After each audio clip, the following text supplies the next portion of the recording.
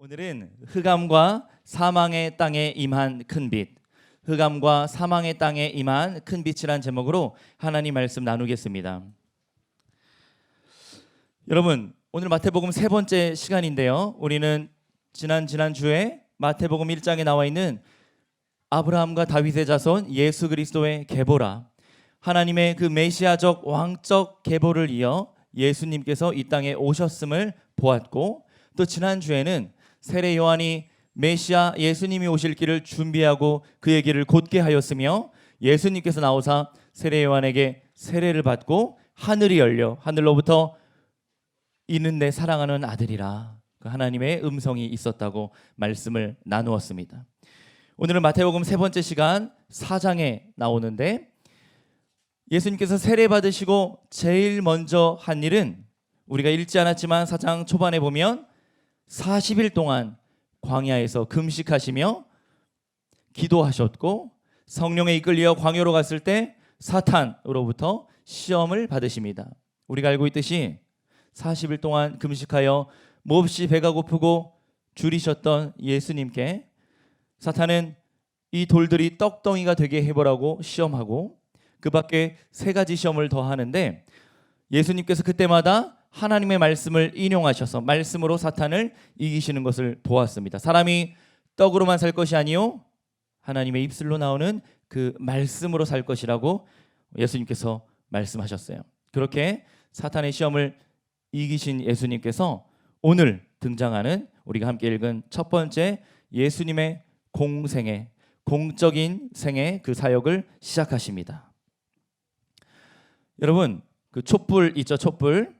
촛불이 갖고 있는 이미지가 어떻습니까? 어두운 방, 어두운 공간, 빛이 들어오지 않는 그때에 작은 촛불 하나만 켜도 엄청 환해지는 것을 우리가 알 수 있어요.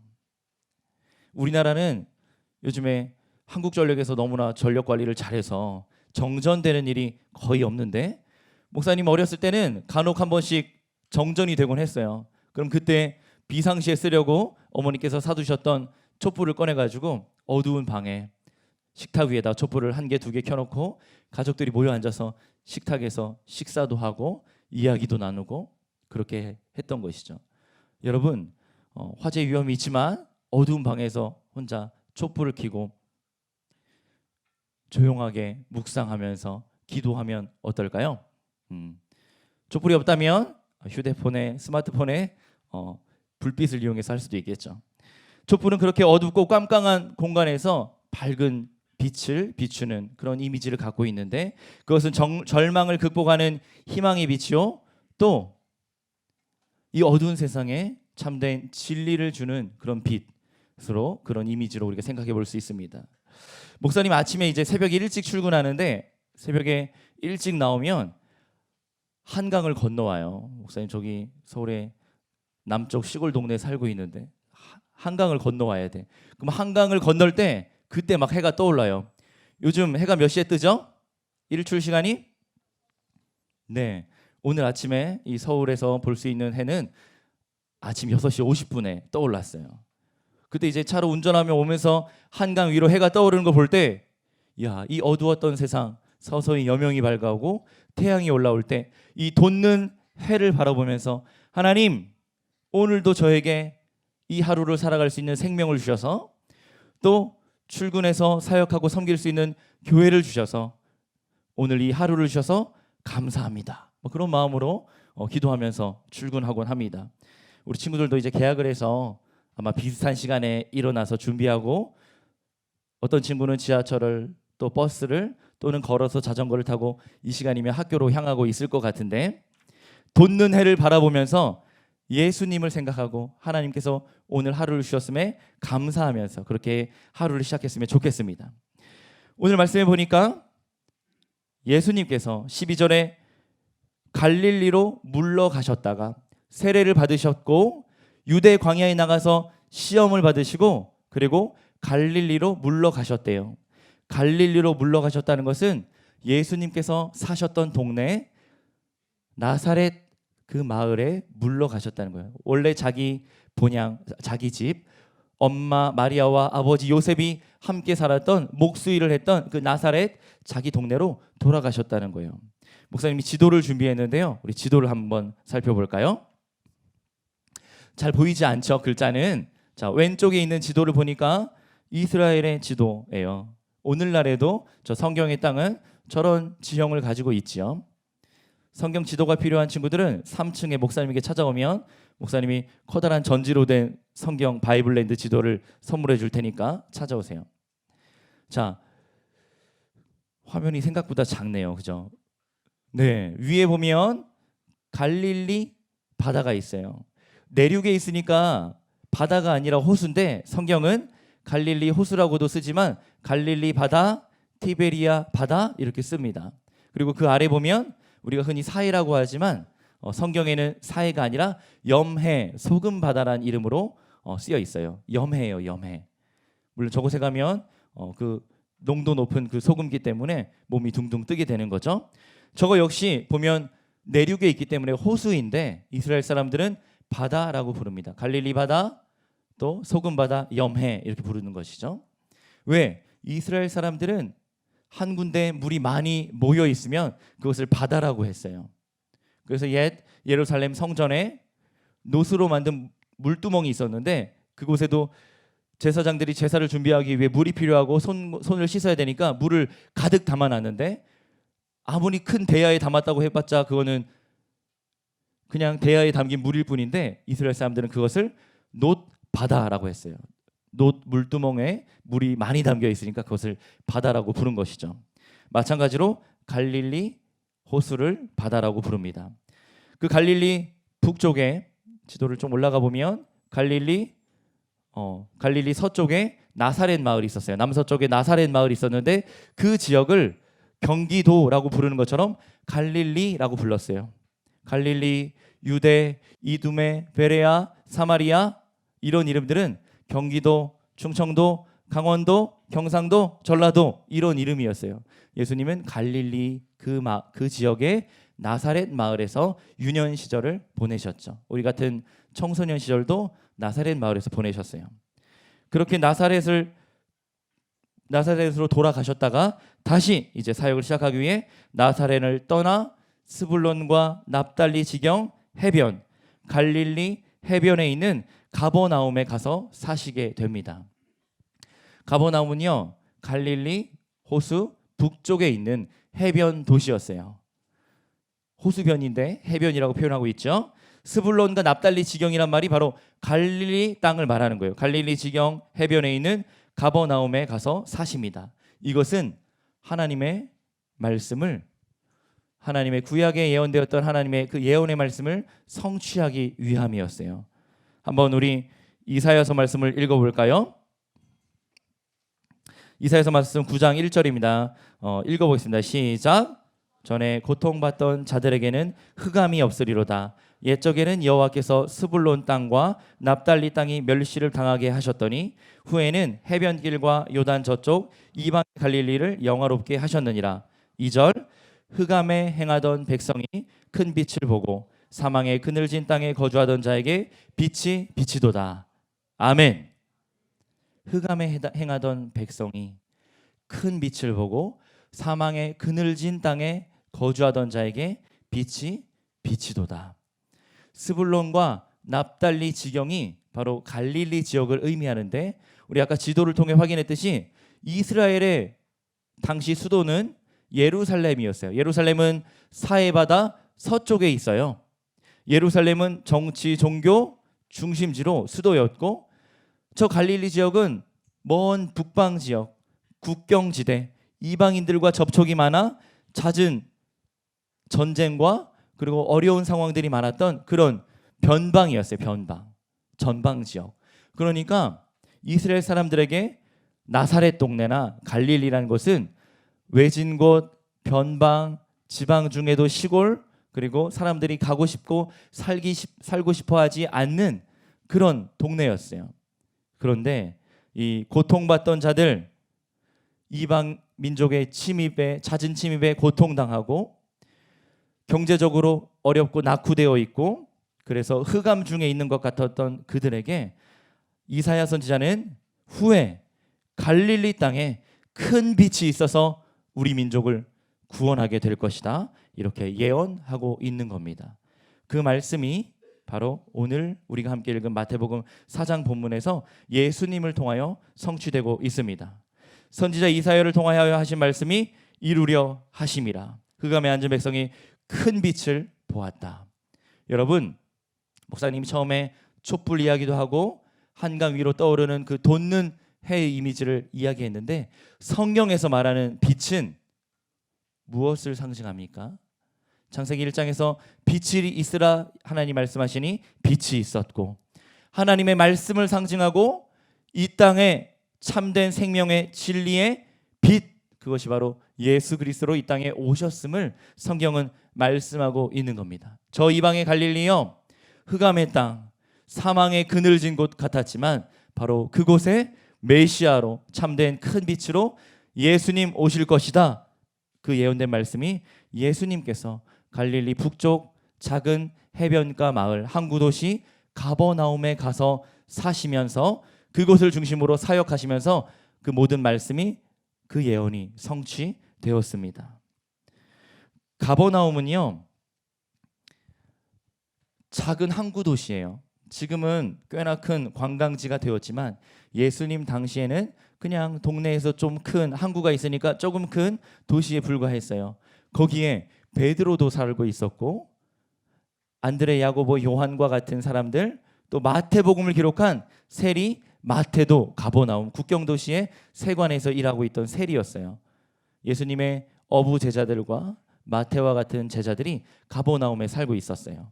그리고 요한복음에 보면 가버나움을 뭐라고 표현하냐면 예수님께서 가버나움으로 돌아가셨다, 이렇게 하면서 예수님께서 본 동네로 돌아가셨다, 이렇게 표현합니다. 본 동네, 지저스 홈타운, 베이스 캠프, 예수님의 갈릴리 사역, 복음 사역의 중심지가 바로 가버나움이라는 동네였어요. 우리말로는 가버나움이라고 읽지만 히브리어로 읽으면 크파르나훔이라고 하는데, 크파르는 마을이란 뜻이고 나훔은 구약에 나오는 나훔 선지자의 이름인데요, 나훔은 긍휼, 자비, 위로하심, 도우심, 그 은혜, 이걸 상징해요. 그러니까 크파르나훔, 가버나움의 원뜻은 위로의 마을, 위로의 동네, 이런 뜻이에요. 참 아름다운 이름이죠. 목사님이 이스라엘 예루살렘의 히브리대에서 공부할 때 히브리대 그 기숙사의 이름이 이 크파르였어요. 크파르 하스투덴팀, 학생들의 마을, 이런 뜻이었어요. 이 가버나움이 바로 예수님께서 사셨던 위로의 마을이었습니다. 바로 예수님께서 이곳 가버나움을 중심으로 이 갈릴리 지역에서 약 3년 동안 예수님께서 공생애를 사시는데, 예수님의 공생애 사역 대부분의 시간을 이 갈릴리 지역에서 보내셨습니다. 이사야서 42장 6절과 7절도 한번 읽어볼까요? 한번 읽어보겠습니다. 시작. 나 여호와가 의로 너를 불렀은즉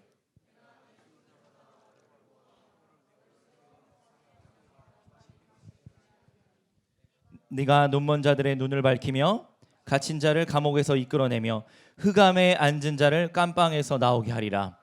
자, 감방에서 나오게 한대요. 흑암에 앉은 자 감방에서 나오게 한대요.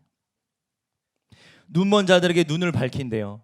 눈먼 자들은 희미한 불의 명암 정도밖에 구별할 수 없을 텐데, 시신경이 마비되어 있다면 빛이란 걸 한 번도 보지 못했을 텐데, 바로 눈은 뜨고 있지만 하나님을 보지 못하고 귀는 열려 있지만 하나님의 말씀과 음성을 듣지 못하던 이스라엘 백성들에게 눈먼 자들의 눈을 밝혀 진리의 빛 대신 예수님을 보게 하고, 사망의 그늘진 곳, 갇힌 곳에 있었던, 감옥 같은 곳에 있었던 사망의 죄인 되었던, 죄의 노예 되었던 우리들을 이끌어내어서 바로 감방에서 나와 진리의 빛 예수님을 만나게 하신다는 거예요. 이 이사야서의 말씀이 예수님을 통해 우리 가운데 완전히 성취가 된 것입니다.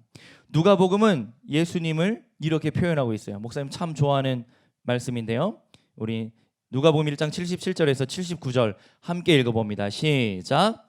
주의 백성에게 그 죄사함으로 말미암는 구원을 알게 하리니 이는 우리 하나님의 긍휼로 인함이라. 이로써 돋는 해가 위로부터 우리에게 임하여 어둠과 죽음의 그늘에 앉은 자에게 비치고 우리 발을 평강의 길로 인도하시리로다 하니라.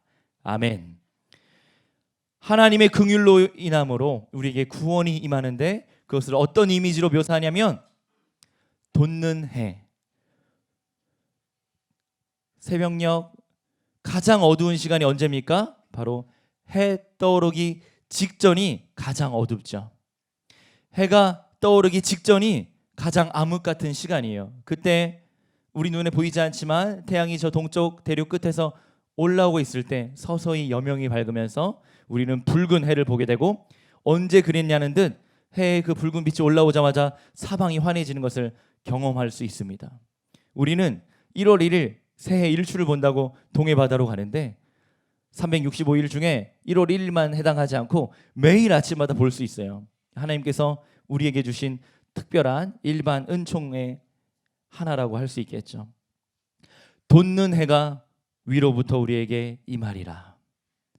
사랑하는 친구들, 매일 아침마다 눈을 뜨고 하루를 시작할 때 너무 피곤해서 엄마 5분만, 엄마 10분만, 나 오늘 지각할래, 이런 마음으로 이불을 꽁꽁 싸매고 이불 밖은 위험하니까 일어나지 못하는데, 그럴 때 이불을 박차고 일어나서 하나님, 오늘도 나에게 돋는 해를 주셔서 새 생명 주시고 하루를 살게 하시니 감사합니다, 그런 마음으로 일어나서 학교 갈 준비를 하면 좋겠죠? 오늘 목사님이 이 이야기를 하려고 새벽에 일어났는데 엄청 피곤했어요. 어제 새벽 3시까지 설교를 준비했단 말이야. 그래서 채 2시간 반 정도 자고 새벽에 일어나는데 5분만 더 자고 싶은데 알람 소리를 듣고 일어났어요. 왜? 내가 오늘 설교 시간에 친구들에게 이 얘기 해야 되는데 내가 거짓말하면 안 되잖아. 이불을 박차고 일어나서 찬물을 틀고 머리를 감으면서 하나님 감사합니다, 돋는 해가 있어서 우리에게 생명 주시는 예수님이 있어서 오늘도 우리 사랑하는 친구들과 함께 예배하고 말씀을 전할 수 있게 해주셔서 감사합니다, 그런 마음으로 왔습니다. 우리 친구들도 매일매일 하루하루의 일상이 돋는 해 우리 진리의 빛 대신 예수님과 동행하는 복된 하루하루가 되기를 축복합니다. 아멘. 자, 이제 설교 서론이 끝났어요. 목사님 이번 주에 7편의 설교를 했어. 매일 밤마다 365, 365 기도회가 있는데 목사님 이번 주 담당이었어. 어떤 분이 오셔서 자기 너무 바쁘니까 바꿔달라고 하시더라고. 나도 이번 주가 바빴는데 바꿔드렸어. 그래서 바이블 칼리지 새학기 개강하면서 2편의 강의와 4번의 365 기도회 설교, 오늘 주일 설교 7편을 준비하는데 일주일 6일이 엄청 짧더라고요. 그래서 모의고사를 보는 여러분들의 마음을 심정적으로 이해하면서 11시에 밤에 퇴근하고 집에 들어가서 새벽까지 설교를 준비하는 거야. 교회 출근하면 설교 준비할 시간이 없으니까. 그래서 목사님 다크서클이 여기까지 내려왔어요. 마치 우리 고3들을 보는 것 같죠. 자, 예수님께서 가버나움에서 갈릴리 해변으로 나가십니다. 예수님 너무 멋지신 분이야. 갈릴리 해변을 걸으면서 산책하시면서 하나님과 대화하고 기도하셨겠죠. 그러다가 제자들을 부르십니다. 함께 말씀 볼까요? 4장 18절. 목사님 참 좋아하는 말씀인데 저 목사님은 어떤 말씀 읽을 때도 항상 좋다고 말씀하시더라. 자, 너무 좋아요. 18절 우리 한번 읽어봅니다. 시작. 갈릴리 해변에 다니시다가 두 형제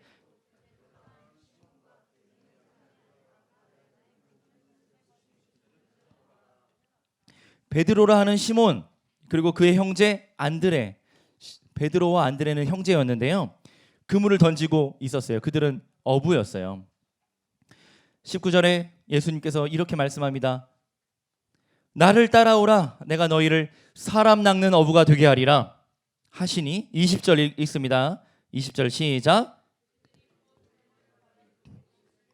자, 우리 고3 친구들만 한번 읽습니다. 20절 말씀 우리 시작.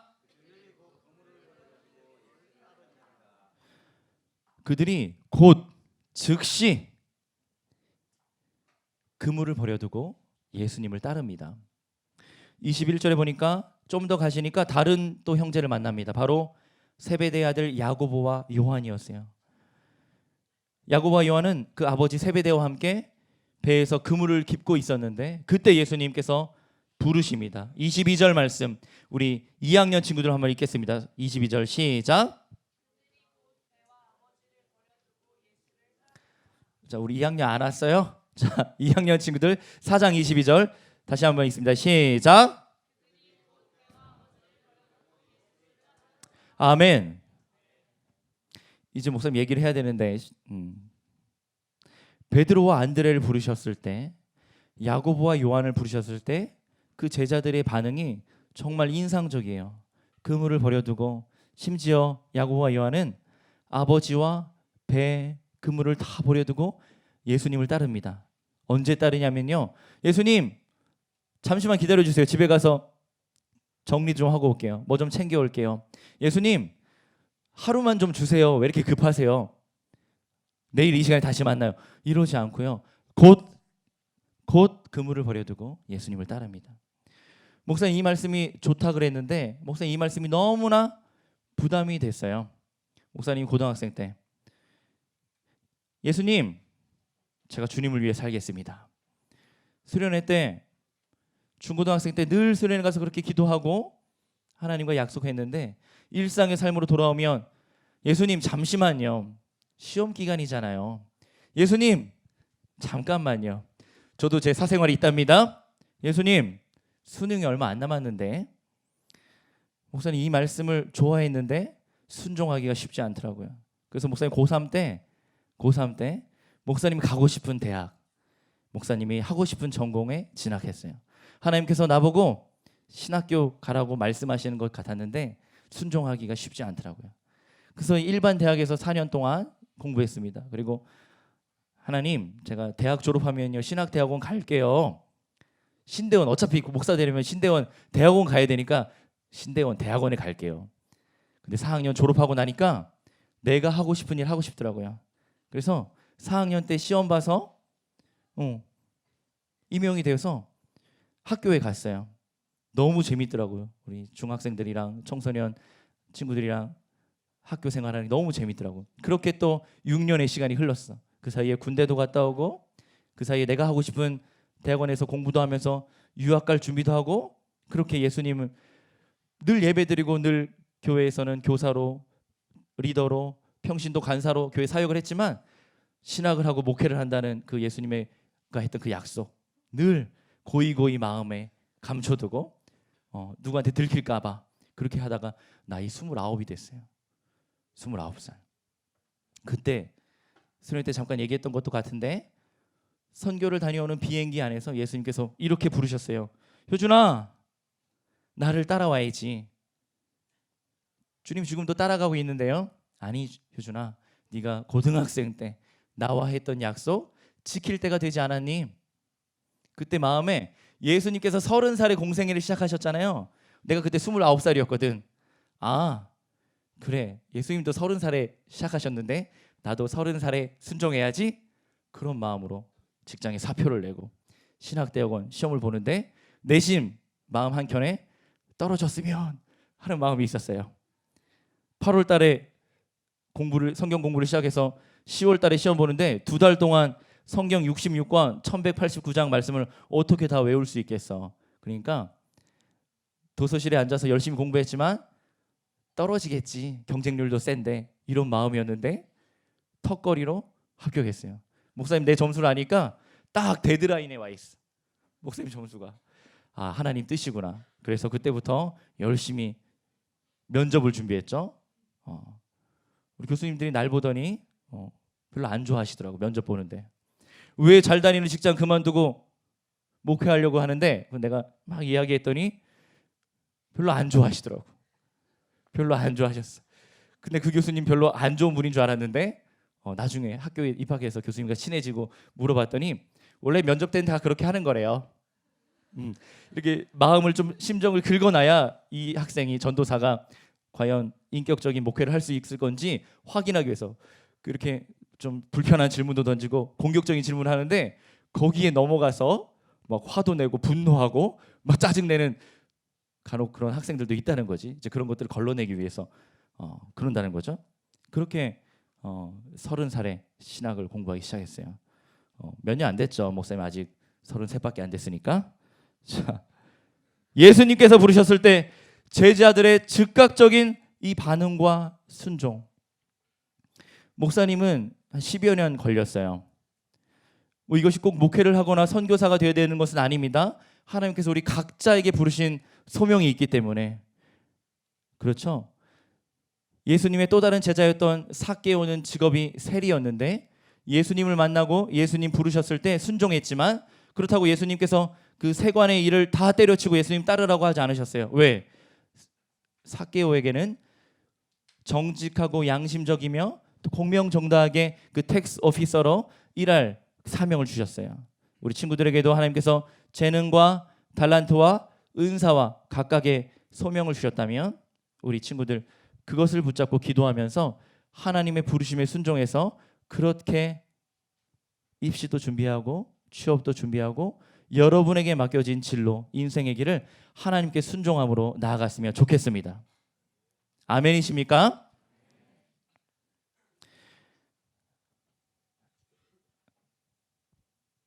여러분, 예수님께서 이렇게 우리 인생을 향해서도 부르시지만 매일매일 일상의 삶 가운데 순간순간 부르고 계시다는 것을 우리가 깨달았으면 좋겠습니다.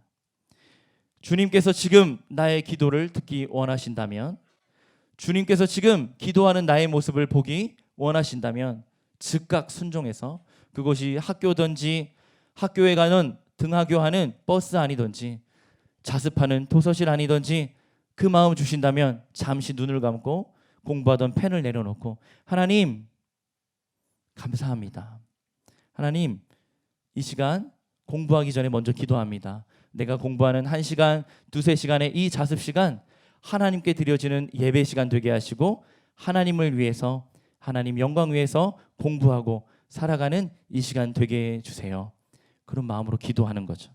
주님께서 오늘 아침 교실에 앉아서 말씀을, 성경책을 펼치고 말씀을 읽고 묵상하고 큐티하는 내 모습을 보기 원하신다면 순종하여서 큐티책, 청매 큐티책 학교 사물함에다 갖다 놓고 아침마다 펼쳐서 10분이든 20분이든 말씀을 읽고 짧은 시간이라 다 이해는 못했어도 묵상하고 하나님 오늘 아침에 말씀 묵상하면서 큐티로 오늘 하루를 시작하게 해주셔서 감사합니다.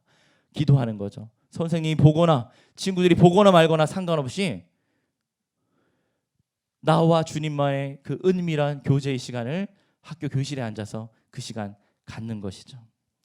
주님께서 점심 급식판을 앞에 두고 숟가락과 젓가락이 먼저 움직이지 않고 눈 감고 감사 기도하는 나의 모습을 보기 원하신다면 우리 사랑하는 친구들 한 10초 정도 눈 감고 하나님께 기도할 수 있겠죠. 하나님 1, 2, 3, 4교시 잘 마치고 귀한 음식 주셔서 감사합니다. 지금 동일한 시간에 식사하고 있을 우리 엄마, 아빠, 내 동생, 우리 친구들, 우리 고등부 선생님들에게도 오늘 하루 건강과 평안을 주세요. 오후 수업도 오늘 남겨진 하루도 주님 동행해 주세요. 감사합니다. 기도하고 밥 먹는다면 그 밥맛 꿀맛이겠죠? 자, 나는 학교에서 급식 먹을 때 기도하고 밥 먹는다. 손 들어보세요. 자, 1초도 상관없어. 자, 높이 들어봐. 자신 있게. 멋진 거니까. 자, 헤아려 봅니다.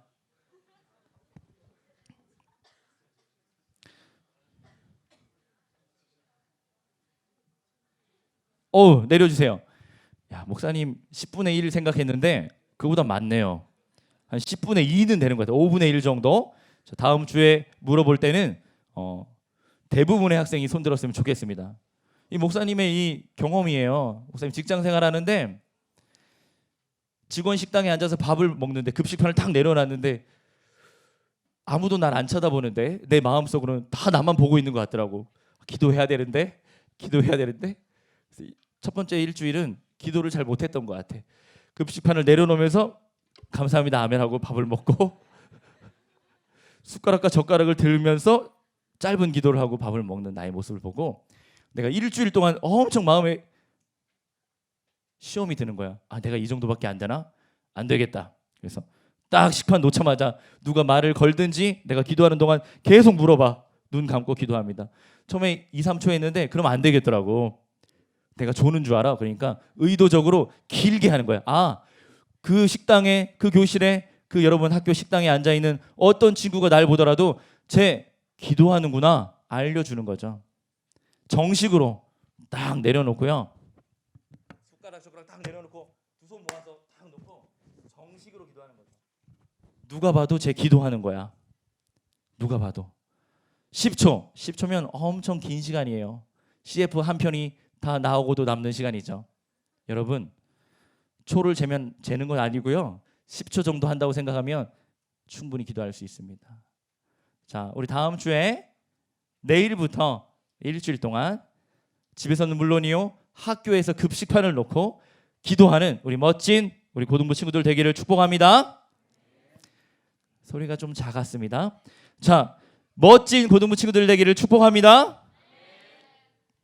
아직도 갈 길이 먼데.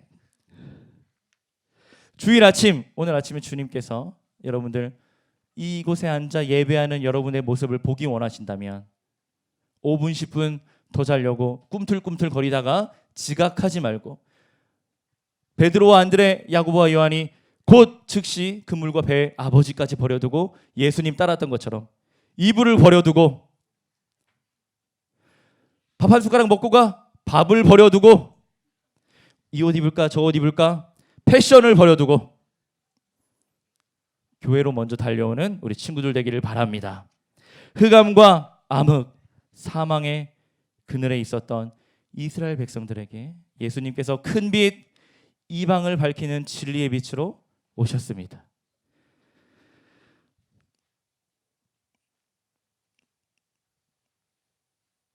(24절) 마지막 구절에 보니까 그의 소문이 온 수리아에 퍼진지라. 24절 우리 같이 읽습니다. 시작. 마태복음 4장 24절입니다. 시작.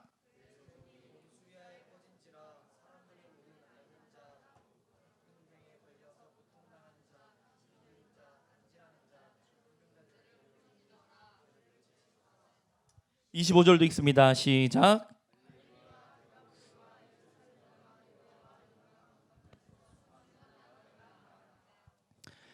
예수님께서 막 사역을 시작했는데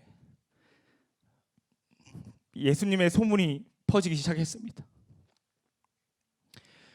앓는 자들, 질병에 걸리고 각종 병에 걸리고 귀신 들린 자들, 중풍병자들, 간질하는 자들이 예수님의 소문을 듣고 주님 앞에 나옵니다. 왜 이렇게 아픈 자들, 귀신 들린 자들, 미친 사람들이 많았을까요? 이것은 단지 몸의 질병이 아니라 당시 이스라엘 백성들의 영적인 상태를 보여주는 겁니다. 참된 생명 대신 예수님을 만나지 못하면 사지가 멀쩡해 보이지만 우리의 영적인 상태는 이미 병들었고 이미 불치병에 있어서 살 소망이 없는데 그때에 사망의 그늘진 땅에 예수님께서 빛으로 오셨습니다. 25절에 보면 갈릴리, 데가볼리, 예루살렘과 유대와 요단강 건너편까지 수많은 무리의 사람들이 예수님을 따릅니다. 예수님 곁에 늘 많은 사람들이 있었어요. 바로 이어지는 5장에 보면 우리가 잘 아는 오병이어의 사건이 나오는데 그때 그 들판에 섰던 사람들의 숫자가 남자들만 5,000명이나 됐다고요. 얼마나 많은 무리의 사람들이 예수님 곁에 있었는지 우리가 알 수 있습니다. 그런데 예수님을 따르는 수많은 무리가 있었지만 예수님께서는 따로 지명해서 12명의 제자들을 이름을 불러가며 지목하여 부르십니다.